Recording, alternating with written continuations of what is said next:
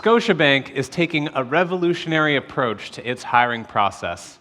The predictive science of industrial psychology, combined with scalable technology and world-class expertise, is helping organizations not only locate the best candidates, but advance diversity, equity, and inclusion efforts in the process, all while retaining existing talent.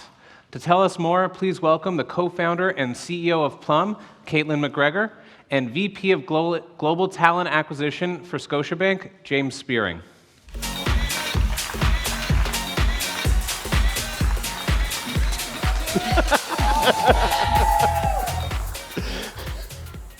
Thanks, everybody. So we're going to cram a lot of information in the next 12 and a half minutes. So James, dive right in and let everybody know, beyond your bio, what's your role at Scotiabank? Sure. So great to be here at Elevate Festival. It's my first one, and first time Caitlin and I are meeting in person, but we know each other very well. So my day job is heading up talent acquisition at Scotiabank. I've been there almost 3 years, and so I get the privilege of leading teams that look from entry points down from campus, entry level, all the way up to executive, from contingent workers to full-time, and from east to west coast, and all the other locations we're represented around the world.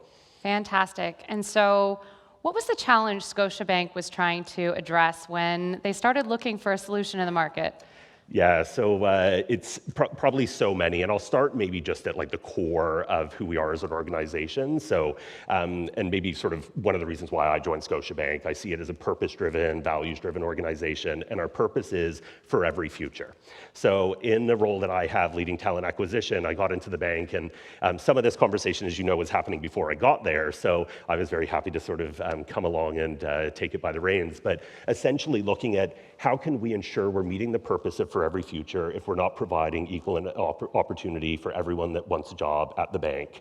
So that was kind of the center of it. We have so many different strategies around TA that look at this, but partnering with Plum was really critical for us, and looking at how do we eliminate bias, reduce barriers for employment. And really, as you'll know, we started at the campus entry level point because that was an area where, when we look at sort of the work that Plum does and really roles that maybe don't rely on as much in terms of past experience, because students may or may not have relevant experience at all. I know for myself, I'm an accountant by training, and when I went for my job interviews, I had been a tennis instructor, a bartender, a waiter, so I had customer service, but I didn't have maybe relevant experience. So we wanted to ensure that we were capturing the other skills that students might have and broaden the sort of aperture of who could apply for a role. Yeah, so I'm going to add in a little bit of lens from being a company that came in to help support this challenge. So a decade ago, I got to firsthand use psychometric data. This is the data that actually uses science to quantify people's natural talents, their soft transferable skills. And I was really shocked as a business owner that you could only access this highly predictive data if you went through a really expensive consultant or maybe an assessment that was built in World War II. And so I built Plum to really democratize access to this highly predictive data by marrying this best-in-class industrial organizational psychology with scalable platform technology. And we had been growing in the Canadian market, and then really Scotiabank was the first to take this incredibly bold move that to this day is still leading edge, where you decided with all entry-level campus hires to completely eliminate resumes, and instead, when you get graduates, applying, and co-op students, they're applying with their Plum profile, which is a 25-minute single assessment that talks about people's ability to innovate, communicate, work well with others. So when you implemented this and immediately can match people to 60 different jobs at the bank, what kind of results were you able to find? Oh, so many. So the benefits we've had, it's been so amazing for me and the team. So I'll touch on sort of the key ones in my view. One of the benefits, which I think is one when we think about the stage we're on today, work shift, future of work, is although we've done this at campus and entry level, the mind shifts change in hiring managers. So, for any HR folk in the crowd or talent acquisition professionals, is you always want to broaden who you're looking at. And we talk about non-traditional profiles, and that can mean a whole bunch of different things.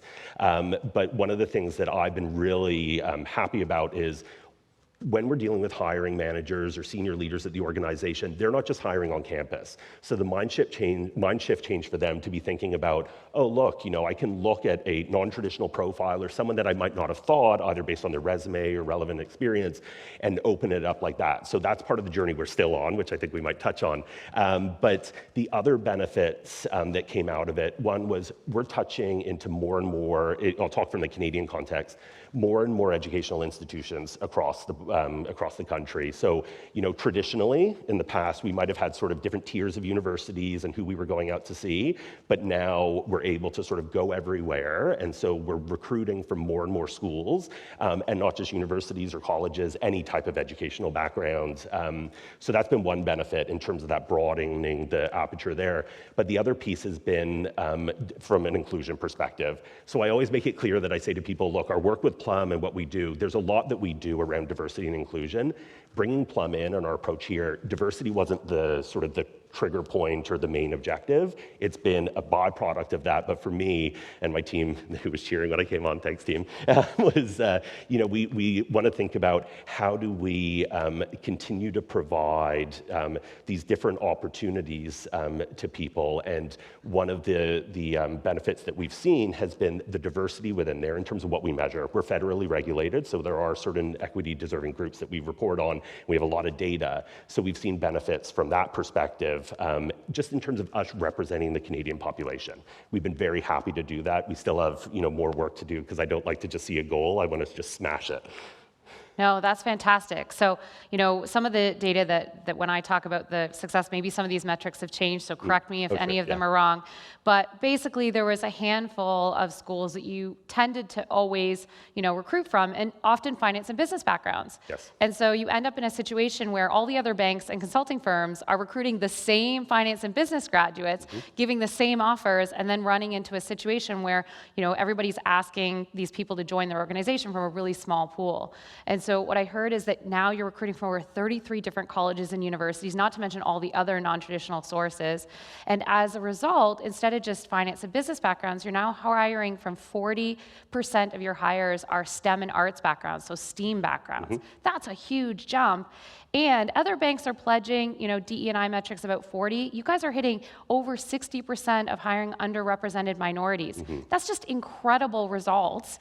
And this is the part I love the most. So you're screening in all of this talent that your competition's not even looking at, and you doubled retention while doing it. Yep. That is impressive. It really goes to all the studies that we see that, all of this non-traditional talent or, more diverse screening in of talent, that's where you're going to get increased performance and increased retention. So well done. Thank you. Any big lessons learned from this experience? Yeah, so many, and on those stats you said, we're really proud of those. And one of the things that we do, which is hit on those metrics, but also more broadly, is students go to school for different courses, and yes, they'll be educated around the different entry points. Our entry points are changing all the time. We have new programs. I think even since January, we've put up at least 3 or 4 new programs in different areas of the bank. So we're continuing to evolve. So what we're able to do with Plum is someone might apply over here to just say commercial banking, but do they really know what commercial banking is? Actually, they might be better over here. So it's a great self-discovery for the students.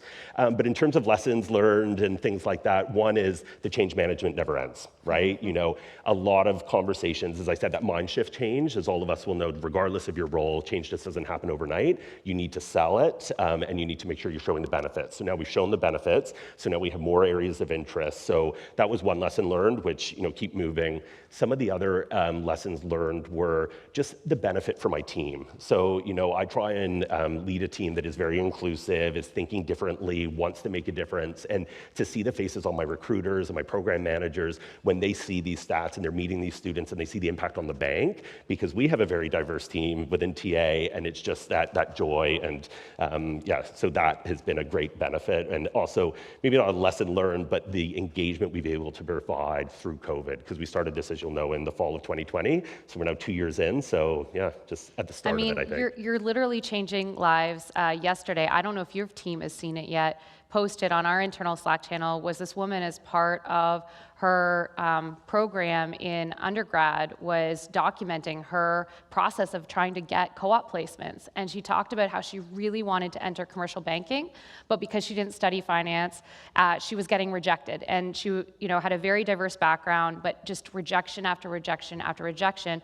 And on a video shared on TikTok, she was thanking Scotiabank for the opportunity, because finally, after one term of co-op with Scotiabank, she's getting every financial institution reaching out. Morgan Stanley's given her job offers. Everybody wants her now that she fits the pattern, but you guys let her actually go after her dream job by allowing her in when nobody else would. And that's what's amazing. People are sharing on LinkedIn by the hour. They're thanking Scotiabank for the opportunity to be seen for who they are and what they could do if just given the opportunity. And that's been amazing. So what's next? Yeah, so what's next?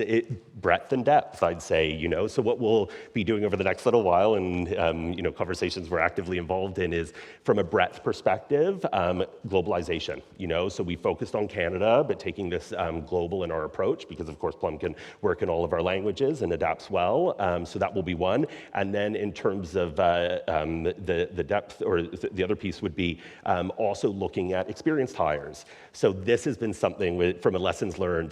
There are areas of the bank that I never thought would be calling me to say, come and bring Plum in and let's look at hiring on potential for areas which traditionally might be seen as more technical skills. So whether that's technology, compliance, yes, there's certain roles you need certain designations, but that's what's next. And, I think really passionately about this, obviously, because I think, a lot of people talk about having a passion towards inclusion, but I think you want to have a passion towards making an impact on inclusion. So that's sort of what drives me on this and why I get so excited. And when you tell stories like that about the student, it's bigger than Scotiabank, So if this person goes on, moves to another organization, that's great, We've given her hopefully that leg up to do that, and, all the best to her. Well, thank you for being a leader in this space. Thank you for really embracing this shift that needs to happen and for reaching so many lives. And honestly, we wouldn't be able to do what we do if we didn't have great companies and great people like you championing for this change. So thank you so much. Thank you, everybody, for listening to our journey, and I hope you enjoy the rest of the conference. Thanks.